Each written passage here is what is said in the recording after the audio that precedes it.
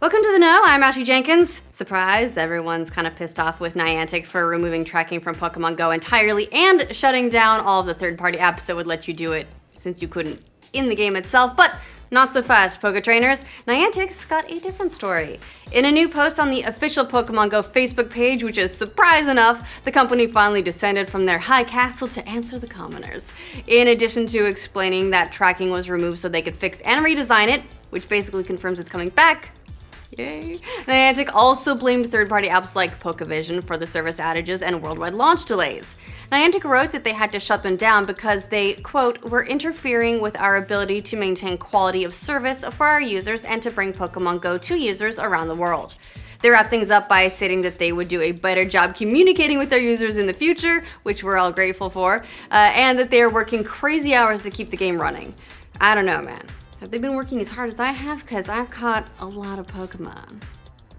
Yeah, okay, they've probably been working way harder. One of the week's more bizarre headlines comes to us from Brazil, where a professional football player, no, the other kind of football, the one that we call soccer, which I have learned actually as a word originated in England, and then they stopped using it in the 80s because they decided that that sounded too American. There's your trivia for the day. Anyway, the Brazilian soccer player slash football player has quit to become a full-time FIFA gamer. The player, Wendell Lira, actually won FIFA's Puskas Award earlier this year for scoring the best goal in all of 2015. However, he's now hanging up the cleats so he can participate in FIFA tournaments. He also plans to set up his own YouTube page, all in the pursuit of his new dream of becoming a FIFA world champion, as he told the Portuguese site Globo Esporte.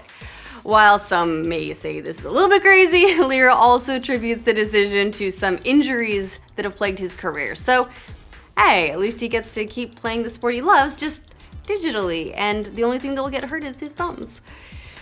If you're a Vault Dweller on the PS4 and you're ready to tackle the wasteland known as console mods for Fallout 4, well, it looks like you'll have to wait a little bit longer.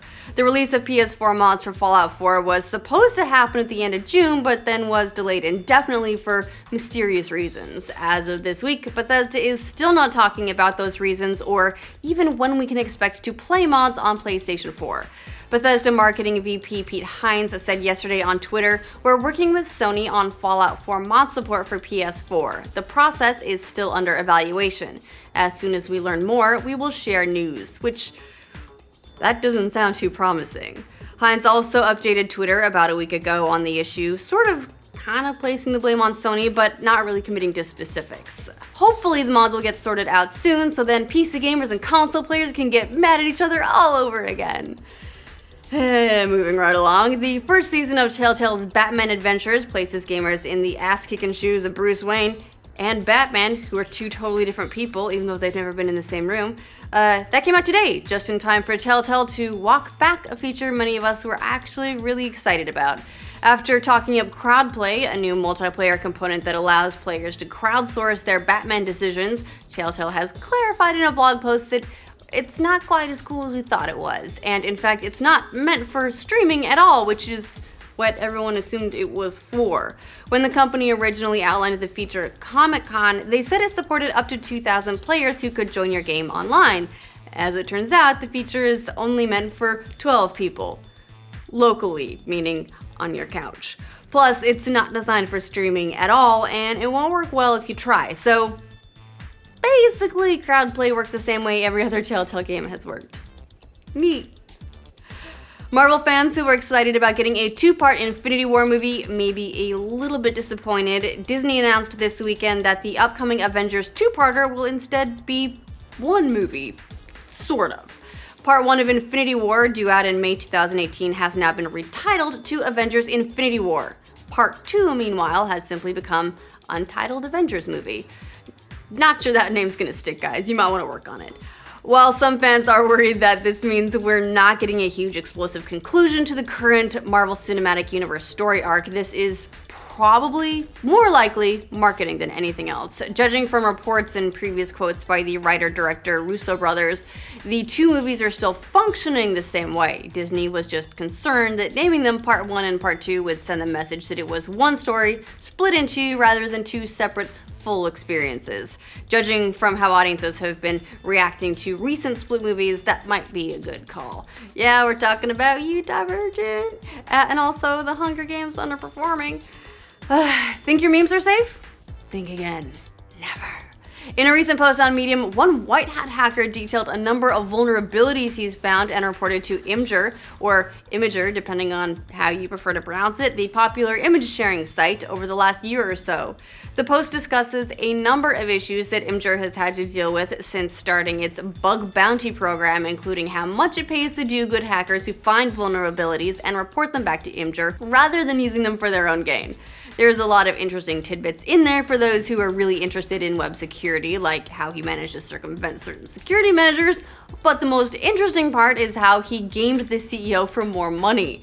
After reporting one particularly nasty vulnerability, the hacker was, quote, less than impressed by CEO Alan Shafe's $500 reward. He sent Shafe a cryptic message that mercenaries will eventually swap sides for more gold, which resulted in a follow-up email from the CEO awarding him $5,000. I'm gonna bring this guy to my next salary negotiation. Maybe he can also help me buy a car. That would be great. In a move that's sure to upset nobody at all, Apple has decided to remove the gun emoji from its next version of iOS. Yeah, that's right, iOS 10 will be swapping the infamous handgun emoji in favor of a more gentle, less lethal counterpart, a green water gun. This will no doubt spawn a furious debate in all kinds of corners of the internet, but it is worth noting that texting people handgun emojis has already been labeled as kind of a death threat in different parts of the country. Earlier this year, we reported on a 12-year-old girl who was arrested after posting the handgun, knife, and bomb emojis to another student via Instagram. Plus, a teen was arrested last year for posting a gun emoji next to the police emoji on social media. This is the world that we live in. I can't believe I'm saying these things out loud right now, but it is. So the next time you're really angry and you need a way to express yourself in a method that words just can't quite get, just think water gun poop whale fart. No mess, no arrests. I don't know, whale farts could be pretty threatening. You might want to watch out.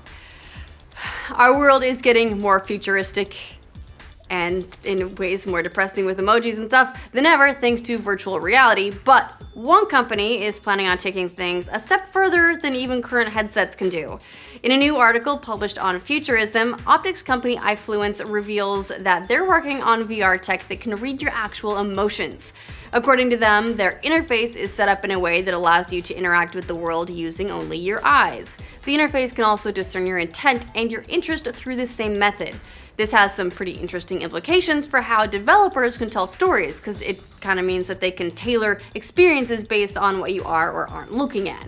It also means a game would be able to ramp its intensity up or down based on your current mood, or AI characters would be able to tell whether or not you liked them and react accordingly, or maybe they can do that cool thing where, you know, your eyes don't actually focus on everything at once, so maybe they can do the blur effects to mimic the way you actually see the world. That'd be pretty cool. Also, yes, Nathan Drake will be able to catch you staring at his butt, and he can be like, no, don't do that. Ah. I doubt that's his actual reaction, but I don't know.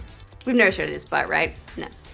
Well, that's the end of the roundup. We should just get out of here. So let us know which of the stories you liked most down in the comments, and for more updates from every corner of the internet, like this video and subscribe to The Know. Nathan Drake's butt, he works out. You know it's tight, right? I actually, though, here's the thing is I always picture Nathan Drake as Nathan Fillion.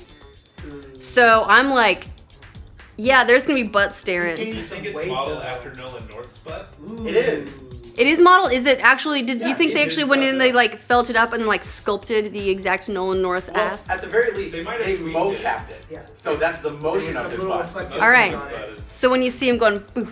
Unless, what if he's got then a really that's for real. bad butt and they had to bring in a butt digitally enhanced. No one wants to have a no butt. Yeah. Then you're nobody.